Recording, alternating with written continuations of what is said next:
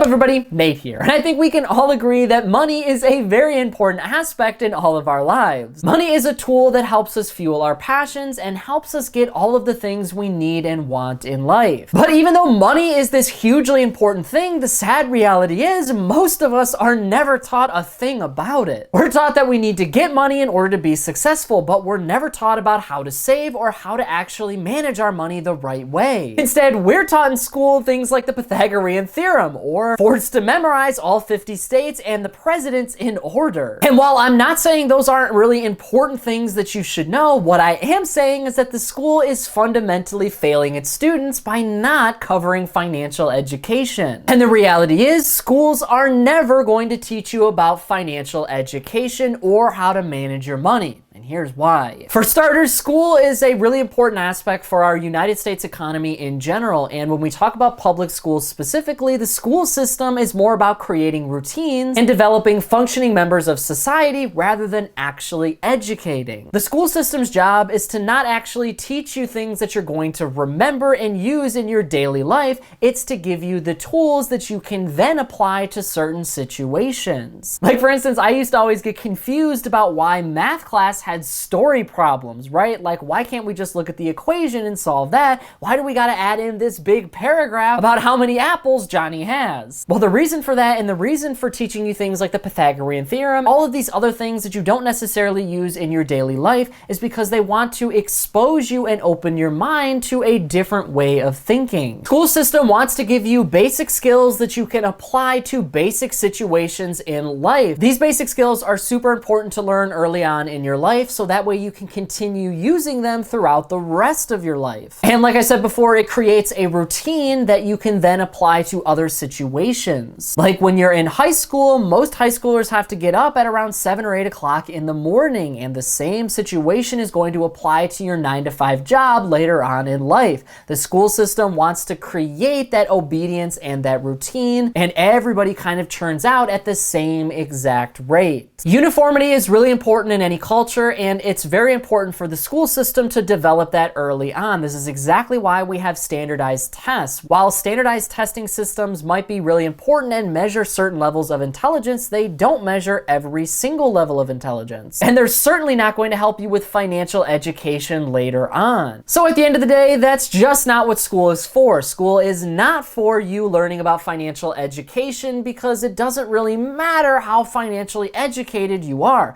The school system wants you to develop a routine so that way you can gain skills that you can apply at your job and help the economy. It doesn't really care how great or how bad you manage your money. Now, the second reason why school is never going to teach you about financial education is because the government and corporations and businesses all benefit when you are financially uneducated. Like I said before, the school system and businesses and the government, they want you to fall into this typical debt trap. They want you to fall into typical consumerism, because that makes them a whole lot richer. They don't want you to understand how to manage your money well, because if you knew how to do that, then that might mean a lot less money for them. They want to keep on the cultural norms of people overspending their money and taking on debt to spend even more. They want to make it seem like, well, they are benefiting you by giving you sales and discounts, but in reality, all of these things are marketing tools and tools to make the corporation a lot more money and to give them bigger profits. Like I said, you can subvert that by being financially educated, and businesses and corporations and the government don't want you to be financially educated. They want you to be an employee. They want you to continue to funnel money into the system while the system takes money right out of your pocket. You can stop that by knowing what to do with your money, understanding how the system works and how you can benefit from it. Now, I'm not saying there's anything wrong with being an employee. I'm an employee myself, but the problem becomes is the way we are taught about money. Well, we are taught that just doing that alone is what is going to make you financially successful, and we are taught wrong about money since basically birth. We're taught that we need to go to school and get really good grades, so that way we can get into a really good college and get even better grades so we can get a really good job, and then continue to get promotion after promotion after promotion. That wealth is created through our job. But wealth is not created through your job, because at the end of the day, you only have so much time time to work. So if you're not working, you're not making money. And most of us cannot work 24/7, 365 days a year.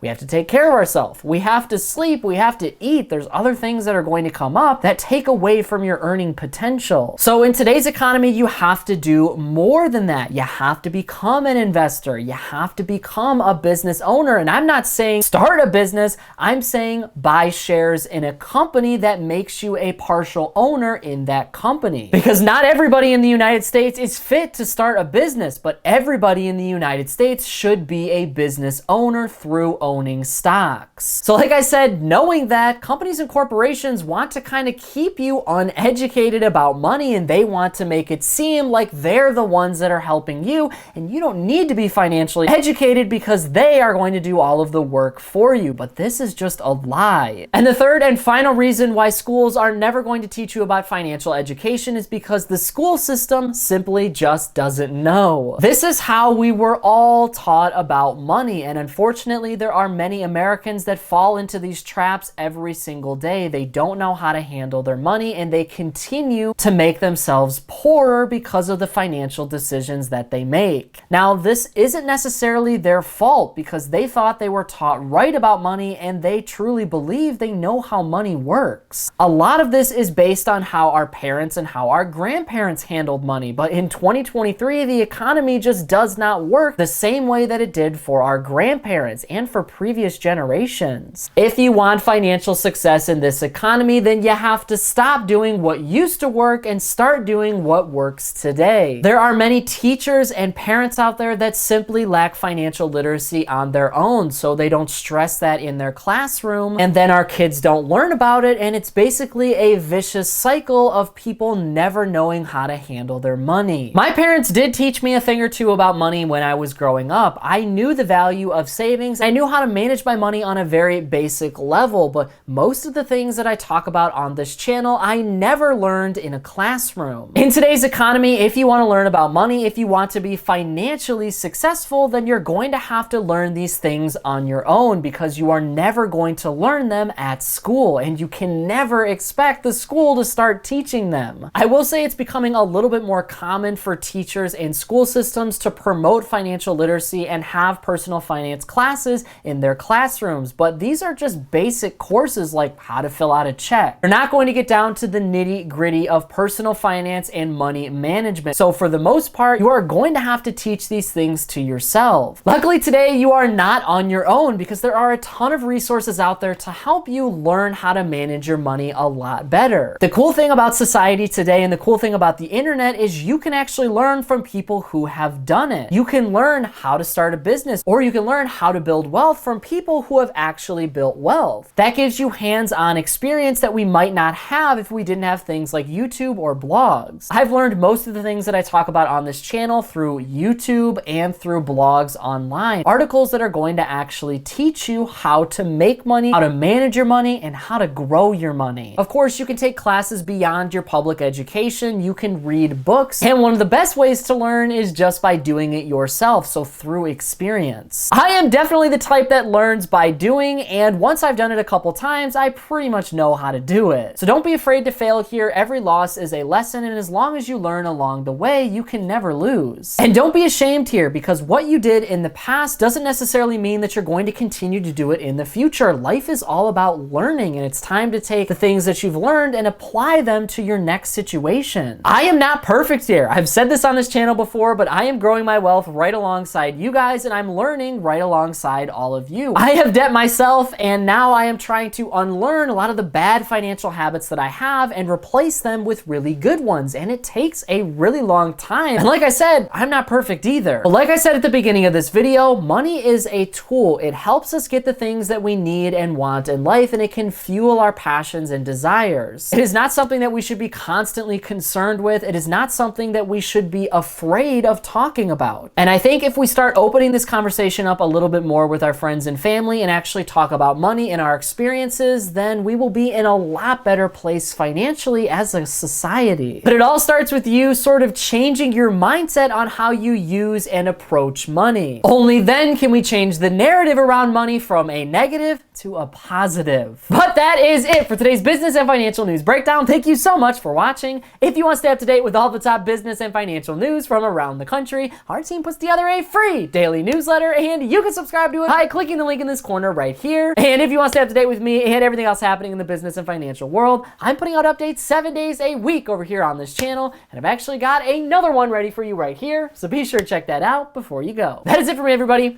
Be kind out there, and I'll see you all in the next one.